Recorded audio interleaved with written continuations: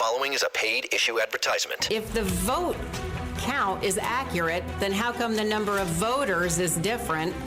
And if it's not accurate, then why was it certified? We are suing Letitia James and the New York State Board of Elections for a conspiracy against fundamental rights. This is not about who won. It's not about what party. It's about the fact that they don't care about your rights. Paid for by RealAmerica.vote, a DBA of New York Citizens Audit Civic Fund, Incorporated. Go to RealAmerica.vote. The audience right now is huge, but they love Bo, greatest cop in New York, and we call him Uncle Bo at this point. We love him. Bo Dietl, good Tuesday morning, buddy. How are you? Good morning and congratulations to you, my friend. Only you could do something like this with the greatest president. And please do me a favor. Send him my love and tell him I'll see him in a couple of weeks. He told me when he gets back from China. And I'm going to meet again with Mark Wayne Mullen, the head of Homeland Security, and hope to meet with the president in the Oval Office again and just send my love.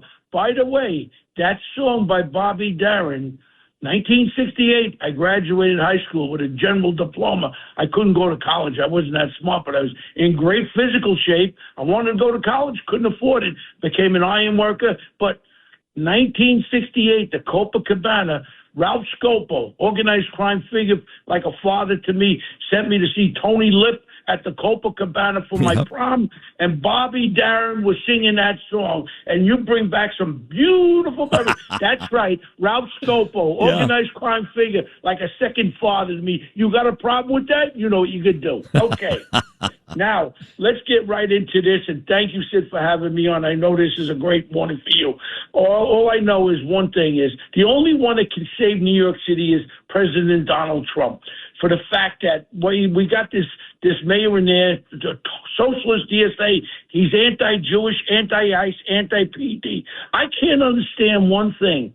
We have to put a headlock on this guy, because what is the problem about when you have an illegal person committing violent felony crime? Why can't we turn him over to ICE, you smiley face scumbag? Why can't you turn this way? ICE don't have to go into the streets. ICE don't have to go into your home. All we got to do is turn them over. They're illegally here, and we got to talk about it. If this mayor, smiling face, piece of garbage, scum-faced mayor, if he doesn't go along with this, what we should do is, and I'll tell Mr. President, let me handle his budget, because this guy has no clue.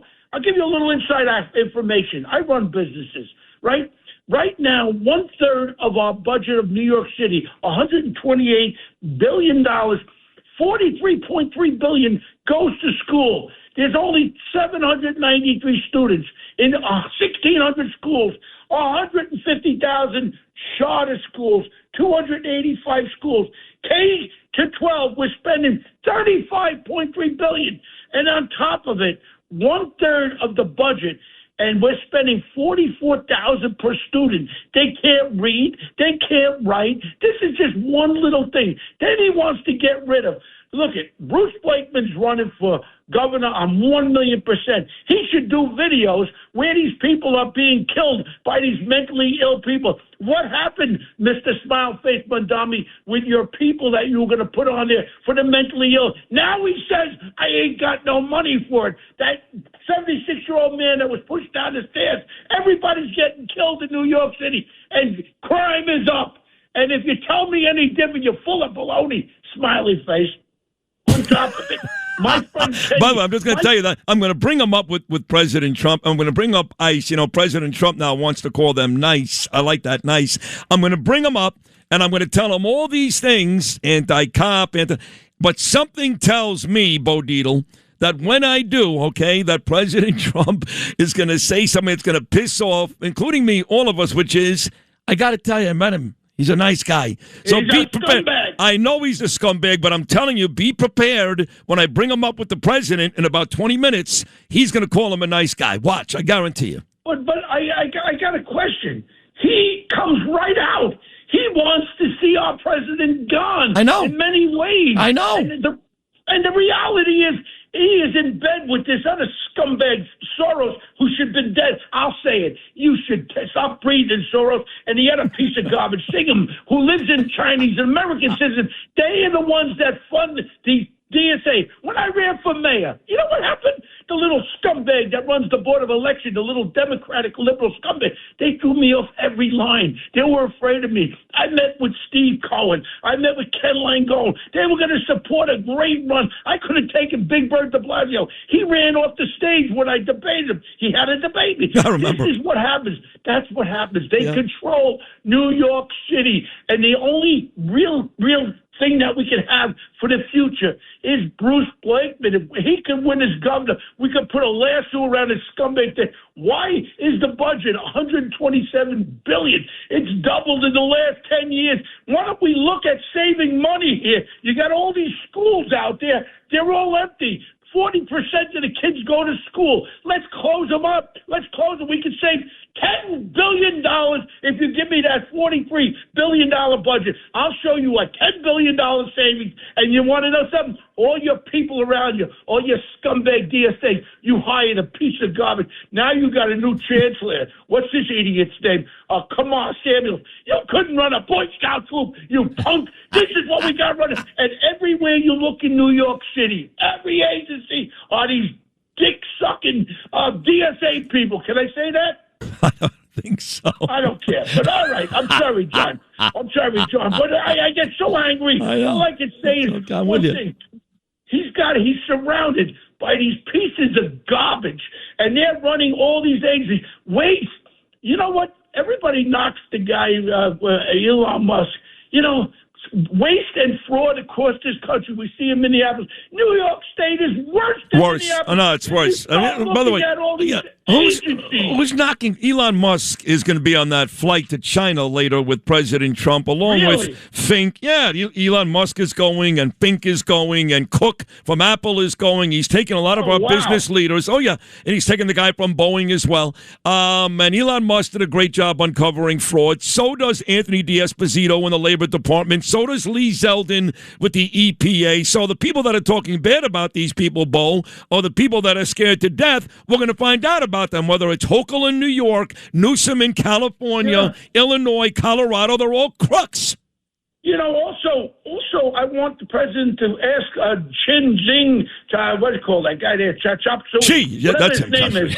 I want to ask him about this California mayor, Ellen Wang. All of a sudden, she's a Chinese spy. They're all over our country. When Biden opened that southern border, they all came in here. They got their fingers on stopping all our grids, our electrical grids.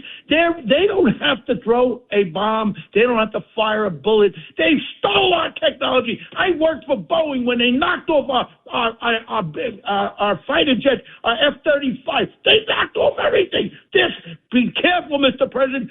Shut your phone off, because they'll bug you. They're going to bug everybody. I went there for 1 week to Beijing, China. I couldn't get out of there fast enough. Yeah, I was eating rats. I don't even know if they have rats there. That people over there will have one thing in mind. Take out the United States of America one way or the other. They have infiltrated our country. They're all over there like little cockroaches. Be careful, Mr. President. They don't like us. They want it. That's their 40-year plan, to take over the friggin' world. Please, these people, I'm not eating Chinese food anymore.